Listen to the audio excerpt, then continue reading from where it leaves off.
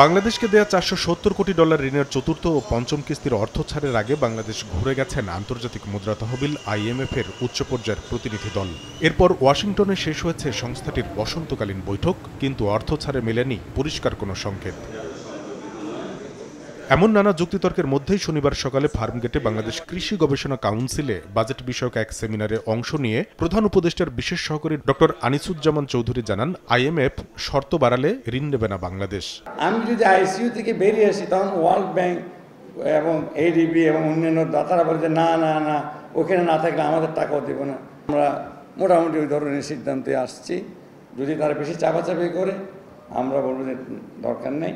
তবে জানান, সিদ্ধান্ত চূড়ান্ত, আগামী বছরই বাংলাদেশ স্বল্পোন্নত থেকে উন্নয়নশীল দেশের চূড়ান্ত স্বীকৃতি নেবে। ডেটা ফেটা ভুল থাকলো, প্রিপারেশন কিছু থাকলো, আমরা 6 মাসের মধ্যে ইকোনমিকে আমরা টার্ন অ্যারাউন্ড করেছি, ICU থেকে বাইর করে আনছি। তাহলে আমি এখন ফিরে আসবো কেন? আমি তো উঠে যাওয়ার মতো ক্ষমতা করে ফেলছি। সেমিনারে পোল্ট্রি ফিড তৈরির কাঁচামাল আমদানিতে ভ্যাট শুল্ক কমানোর পাশাপাশি খামারিদের সহজ শর্তে ঋণ ও প্রণোদনা দেওয়ার পরামর্শ দেওয়া হয়। তবে বাজেট বরাদ্দে কৃষিতে সুনির্দিষ্ট প্রবৃদ্ধির কোনো রূপরেখা থাকে না। এই দুর্বলতা কাটানোর তাগিদ দেন কৃষি অর্থনীতিবিদরা। মোট বাজেটের কমপক্ষে 10% কৃষি খাতের জন্য নির্ধারণ করি এবং মোট বাজেটের কমপক্ষে 5% ভর্তুকির জন্য নির্ধারণ করি।